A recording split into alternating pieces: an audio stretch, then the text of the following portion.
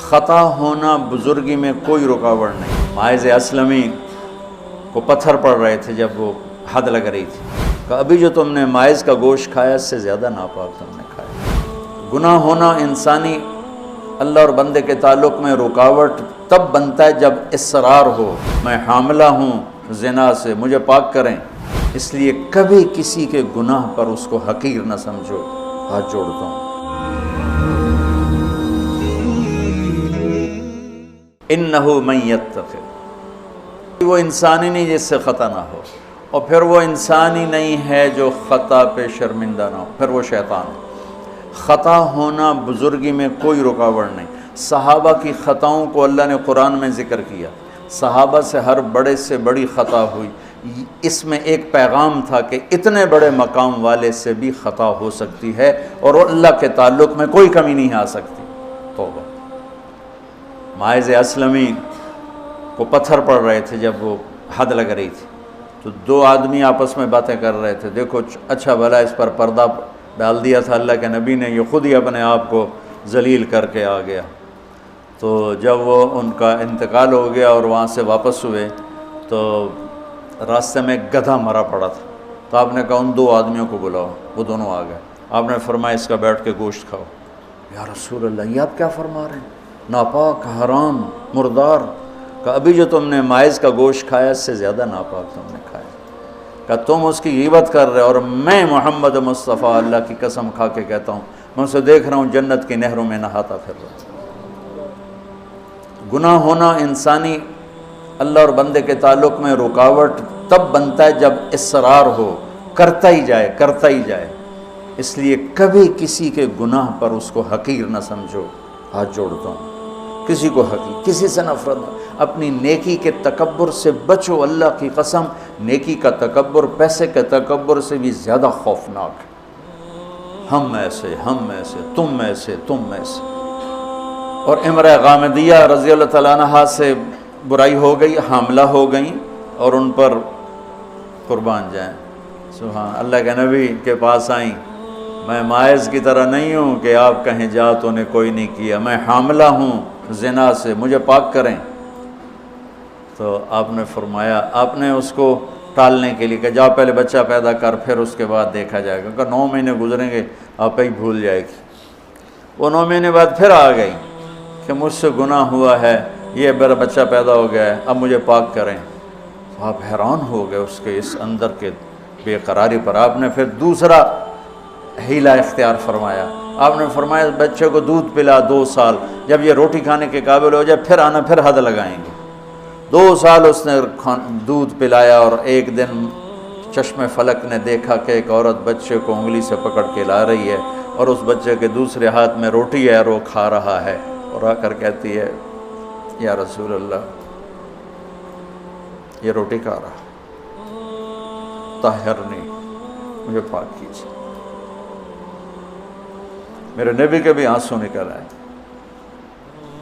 تو آپ نے فرمایا اس بچے کو کون اپنا بیٹا بناتا ہے، میں ضمانت دیتا ہوں جنت میں وہ میرا ساتھی ہوگا۔ تو ایک انصاری صحابی نے اٹھ کر کہا یا رسول اللہ میں اس کو اپنا بیٹا بناتا ہوں۔ اتنی بڑی بڑی ہستیوں سے گناہ ہو جاتے ہیں، لیکن ہم کہتے ہیں یا موسیٰ یا فرعون۔ وہ جو ایک احمقانہ شعر ہے، دورنگی چھوڑ دے یا کرنگ ہو جا، سراسر موم ہو یا سنگ ہو جا، کسی بیوقوف شاعر نے یہ شعر کہا۔ تو ان پر حد لگی، تو خون کا کہ چھینٹے حضرت خالد پر جا کے پڑے، تو انہوں نے کوئی 2-4 لفظ سخت کہہ دیا۔ آپ نے فرمایا خالد ایسا مت کہو، اس بچی نے وہ توبہ کی ہے پورے مدینے پہ تقسیم کروں سب کی بخشش ہو جائے۔ انہو من یتق، بڑے سے بڑے سے بھی ہو جاتا ہے۔ سارعوا الی مغفرۃ من ربکم وجنۃ عرضها السماوات والارض اعدت، بولو للمتقین۔ ٹھیک، کون ہیں؟ الذین ينفقون فی السراء والضراء، جو تنگی اور فراخی میں خرچ کرتے ہیں، والکاظمین الغیظ، جو غصے کو پیتے ہیں، والعافین عن الناس، جو لوگوں کو معاف کرتے ہیں، واللہ یحب المحسنین، اللہ احسان کرنے والوں کو پسند کرتا ہے۔ اب آگے بھی تقوی والے ہی آ رہے ہیں، والذین اذا فعلوا فاحشۃ، فاحشہ میں نے بتایا تھا نا قرآن میں کس معنی میں آتا ہے، اور یہ کس کے بارے میں؟ اللہ اکبر، واہ میرے رب، تو نے اتنی گنجائشیں دی اور تیرے بندوں نے جہنم ہی واجب کر دی تیرے بندوں پر۔ مجھے ایک پڑھا لکھا نوجوان کہنے لگا تسی مولویاں ساڑھے کو ساڑھا رب کھولے، اور ساتھ ہی رونے لگا کہ تسا مولویاں ساڑھے کو ساڑھا رب کھولے، ڈرائی جاندن ڈرائی جاندن ڈرائی جاندن۔ والذین اذا فعلوا فاحشۃ، یہ بھی تقوی والے ہیں، او ظلموا انفسهم، یہ بھی تقوی والے ہیں، ذکروا اللہ فاستغفروا لذنوبہم ومن یغفر الذنوب الا اللہ ولم یصروا علی ما فعلوا۔ یہاں آ کے جدا ہو گیا، متقی اور فاسق جدا ہو گیا کہ متقی بھی یہ سارے گناہ کر سکتا ہے لیکن وہ چھوڑ دیتا ہے، اصرار نہیں کرتا، روتا ہے، معافی مانگتا ہے، اور جو بدماش ہوتا ہے وہ کرتا جاتا ہے، وہ کہتا ہے ویکھی جائے گی ویکھی جائے گی۔ تو جنت میں جانے والوں کے بارے میں میرے رب کا قرآن یہ کہہ رہا ہے، ہم ایسی احمقانہ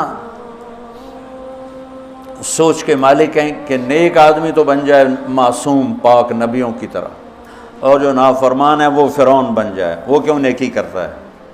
میرا کالج کا ساتھی تھا احمد مصطفیٰ، 96 میں فوت ہو گیا۔ اس کا چلہ لگا تو سارے عیب چھوٹ گئے، صرف شراب رہ گئی تھی، تو وہ نشے میں اس کے دوستوں نے اس کو گھر کے دروازے کے سامنے اتارا تو وہ دروازے پر ہی گر کے پڑا ہوا تھا۔ تو پولیس کی گزری وین تو انہوں نے اٹھا کے ڈالا اور چوکی لے گئے۔ صبح اس کی آنکھ کھلی تو روشنی ہو رہی تھی، تو اس نے سپاہی بھی جانتے تھے، اچھا بڑے آدمی کا بیٹا تھا، خود بھی کافی مشہور تھا، تو اس نے کہا یار جلدی جلدی مصلی لوٹا لاؤ، میں نے نماز پڑھنی۔ تو کہنے لگا راتی کی کر دے رہے ہو؟ تو کہنے لگا اسے واسطے تو نماز پڑھن لگا کہ منہ کالا کیتا ہے دھو بھی لواں۔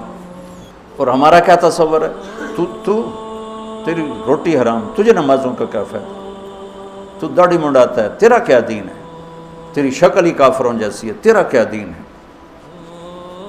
ہمارے دیندار طبقے نے بے دینی کو پروموٹ کیا ہے نفرت کر کے۔